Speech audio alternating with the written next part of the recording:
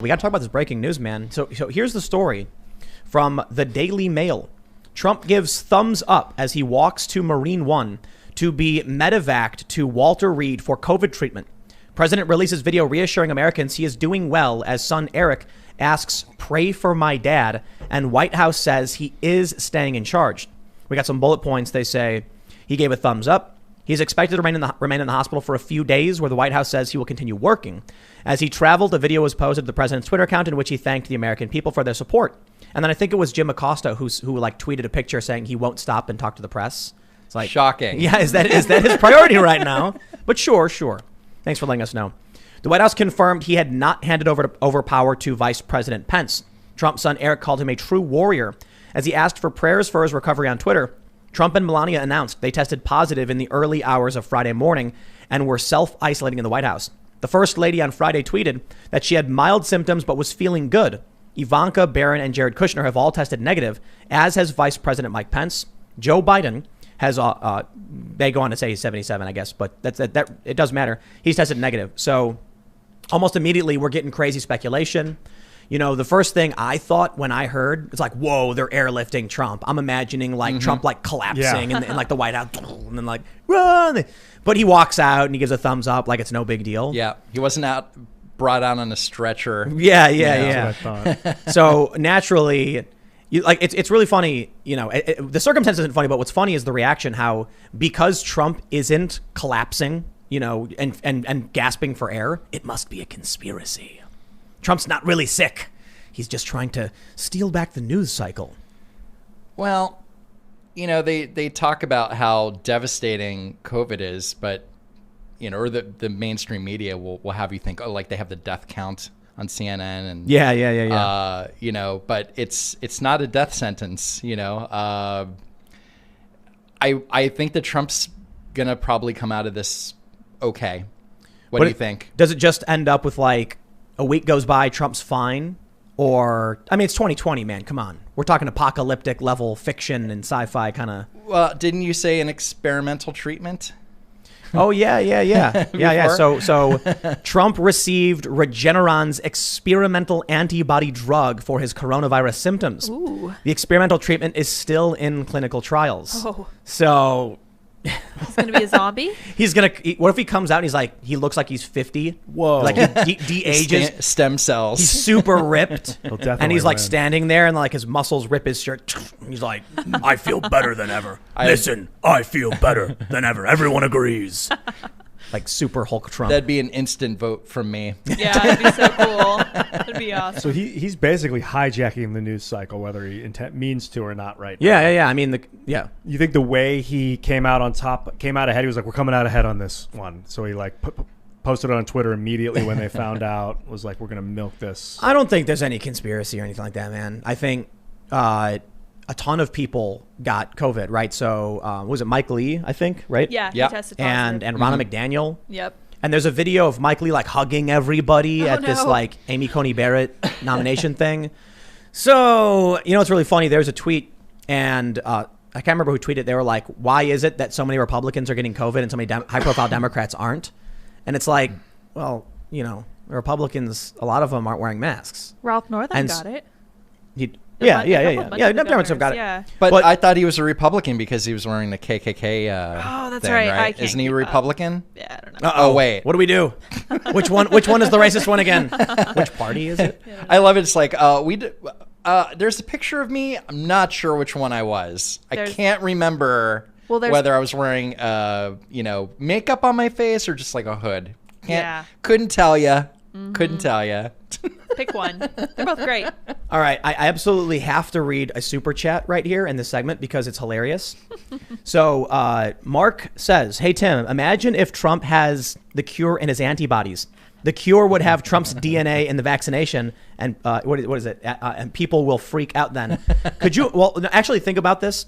I think you mentioned something about South Park. Imagine if Trump gets this and then they're like, he has mild symptoms. And then like by tomorrow, he's totally fine. And they're like, this is strange. He's completely cured. So they do a blood test and find that Trump, his blood has the specific antibody that they need for the cure.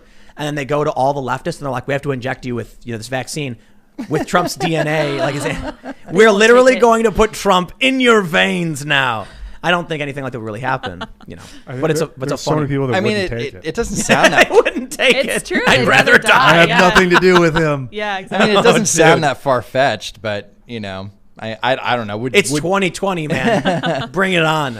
What if the opposite happened? Well, what if it was with Biden? What if Biden contracted the virus and it was in his DNA? Would you take the Biden vaccine or Why not? Or I don't know. It's a look. I think if the companies do testing and the vaccine comes out, I'm not worried that like a bunch of people are just going to turn into zombies or like drop dead or become Biden or something. You know, like I always think about I Am Legend, where they're like, we have this cure for cancer. Everybody takes it. It's fine. No problem. And then suddenly, there's like the last person on earth is Will Smith.